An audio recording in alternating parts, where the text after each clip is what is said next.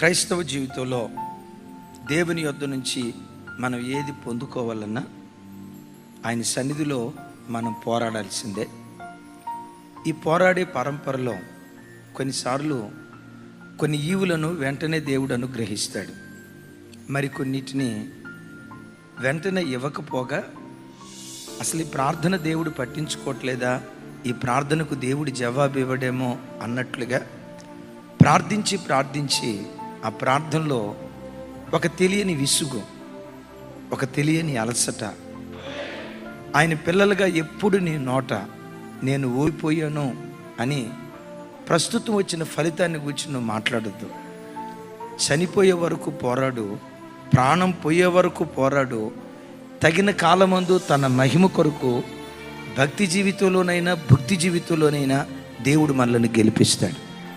అది చదువులోనైనా ఓడిపోయాను అనుకోకు, వ్యాపారంలోనైనా ఓడిపోయాను అనుకోకు. పరిశుద్ధంగా బ్రతకాలని తీర్మానం చేసుకొని బాప్తిస్మం తీసుకొని ఓ సంవత్సరం భక్తిగా బ్రతికి సడన్గా పడిపోయిన స్థితి వచ్చినా ఇక పడిపోయా నేను లేవనులే అని అనుకోకు. పడిన నీవు మరలా బలాన్ని కూడగట్టుకొని తిరిగి లేవటానికి నువ్వు ప్రయత్నం చేస్తే మరి అన్నడు పడిపోకుండా నిత్యము నిలిచే సియోను కొండలాగా తన మహిమ కొరకు నిలవబెట్టునుగాక. ఒక ఆయన బండరాయి కొట్టడానికి కూర్చున్నాడు. మొదటి దెబ్బ కొట్టాడు, పగల్లా. రెండో దెబ్బ కొట్టాడు, పగల్లా. మూడో దెబ్బ కొట్టాడు, అయినా పగల్లా. 90 దెబ్బలు దాకా కొట్టాడు, పగల్లా. 100వ దెబ్బ కొట్టాడు, ఆ బండరాయి ఒకేసారి ధబేలుమని పగిలిపోయి రెండుగా విచ్చిపోయింది. 100వ దెబ్బకు సక్సెస్ అయింది నిజమే, ఆ సక్సెస్కి సహకరించింది 99 దెబ్బలు. అమ్మా అయ్యా, ఆయన సన్నిధిలో నువ్వు చేసిన ప్రార్థన ఏ నాటికి దేవుడు వ్యర్థం చేయడు. అలసిపోకుండా విసుగుదల చెందక నేను ఓడిపోయానని పోరాట భూమిలో నిష్క్రమించకుండా ఊపిరున్నంత వరకు దేవుని సన్నిధిలో పోరాడు.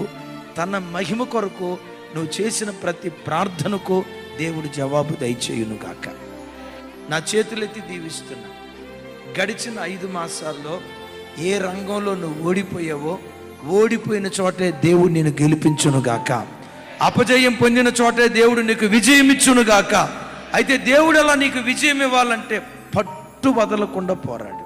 ఫలితం వచ్చే వరకు, జవాబిచ్చే వరకు దేవుని సన్నిధిలో పెనుగులాడుతూ ప్రార్థించే వారిగా దేవుని సన్నిధిలో మనం బ్రతికితే ఆ రాజును ఓడిపోయిన చోటే దేవుడు గెలిపించినట్లుగా తన మహిమ కొరకు రాగల కాలం దేవుడు మనల్ని గెలిపించునుగాక.